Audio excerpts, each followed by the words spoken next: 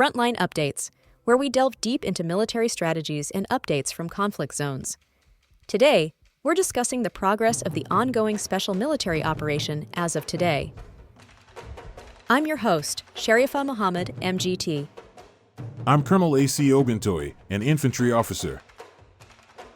Moscow's incremental advances confirm a grind-down strategy, hold the initiative, attrit Ukrainian reserves, and edge forward where defense is thin. The week's limited territorial gains conceal a broader goal: systematic degradation of EW nodes, artillery tubes, and ammunition stocks that underpin Ukraine's maneuver defense.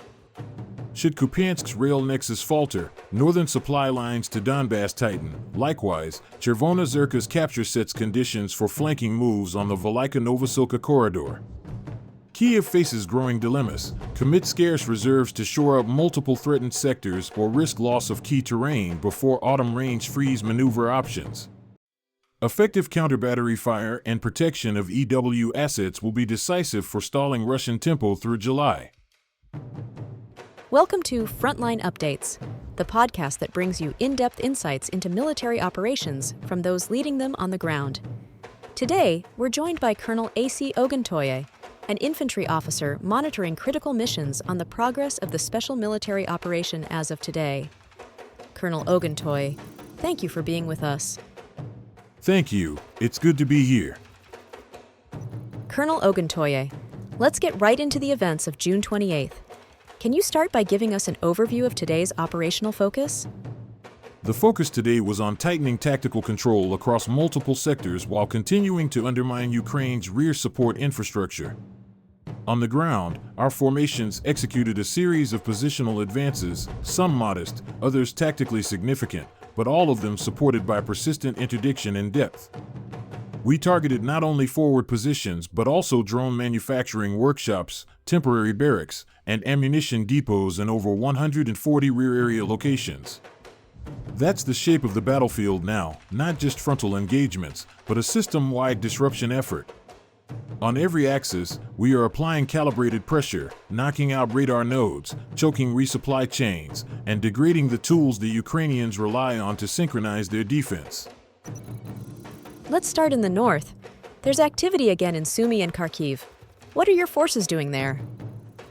In the Sumy region, our North Group conducted concentrated strikes and maneuver actions against 3 mechanized brigades, an assault regiment, and territorial formations in the Andriivka to Marino axis.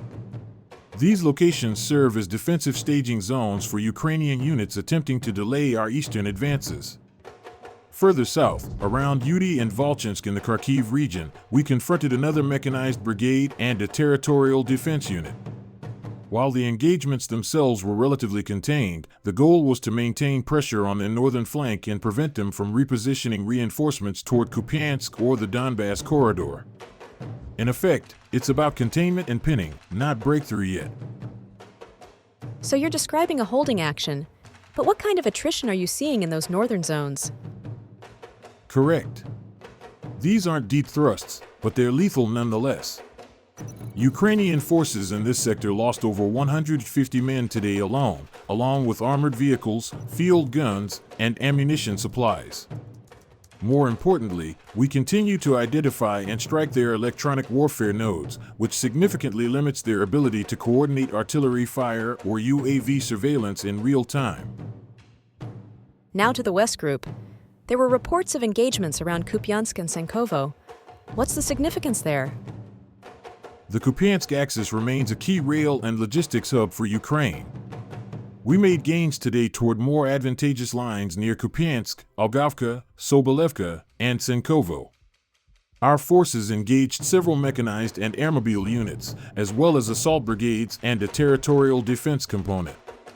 We've disrupted Ukrainian formations in that area, which included U.S. and British-supplied armored vehicles, namely HMMWVs and the Snatch Patrol variant. EW and ammo depots were also destroyed, which puts additional strain on Ukrainian capacity to defend or counterattack along that line. If we continue applying pressure, the supply corridors to eastern Ukraine will grow more fragile. Let's shift south. Talk us through operations near Seversk and Konstantinovka. In the southern sector, our objective was to pressure Ukrainian units defending the Seversk-Kostantinivka corridor. This area is strategic due to its connection to multiple railheads feeding the Donetsk front. Today's actions targeted mechanized, airmobile, and assault brigades around Seversk, Zvanovka, and Ivanopoli. While gains were incremental, enemy losses were not. Around 175 personnel and critical artillery positions were taken out. This front is about attrition. We aim to exhaust Ukraine's mobile reserve capacity in the region, weakening their ability to mount an organized fallback defense if we open a deeper thrust later this summer. The center group seems to have been busy as well, with continued movement west of Krasnoarmeysk. What can you share? The center group continues to push into the heart of Ukrainian defenses in Donetsk. We engaged multiple elite units today, mechanized, airborne assault, Marines, and National Guard elements. These were layered defenses, and our advance took us into settlements like Popov Yar and Mayak.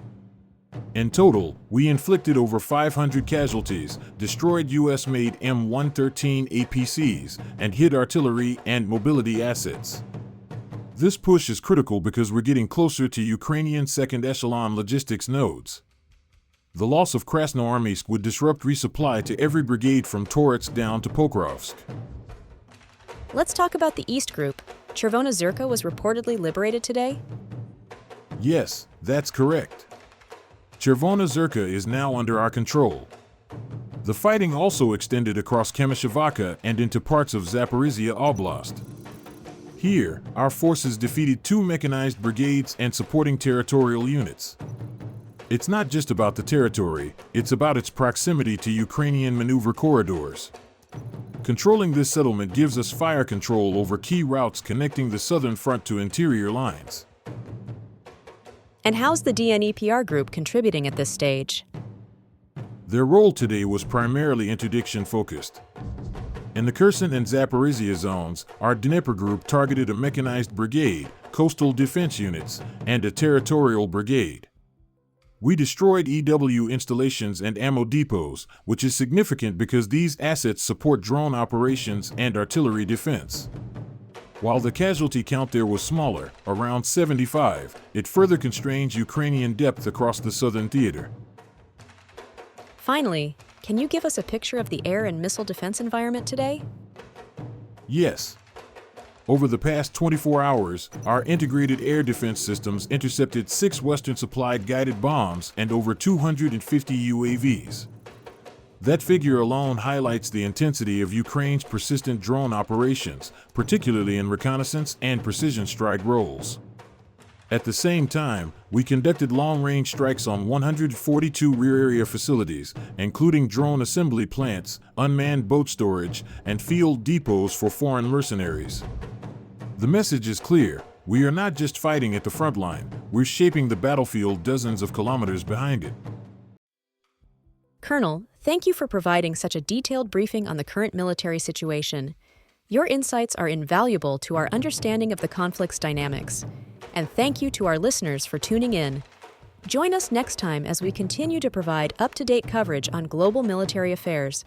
Stay with us for more updates and expert analyses on global defense and security issues. Stay informed, stay secure. Thank you for the opportunity. Today, we call for an UNHRC investigation into potential war crimes related to shootings in Gaza. Israeli airstrikes have caused dozens of deaths in Gaza, including one airstrike that killed 18 Palestinians in central Gaza during a food distribution event. There are reports that the IDF rejected claims that IDF soldiers were ordered to fire on Palestinians waiting for food. Qatar is calling for peace talks amid the ongoing crisis. This has been Frontline Updates. Subscribe for daily military briefings and in-depth strategic analysis. Visit our platform for maps, transcripts, and exclusive Frontline updates from commanders in theater.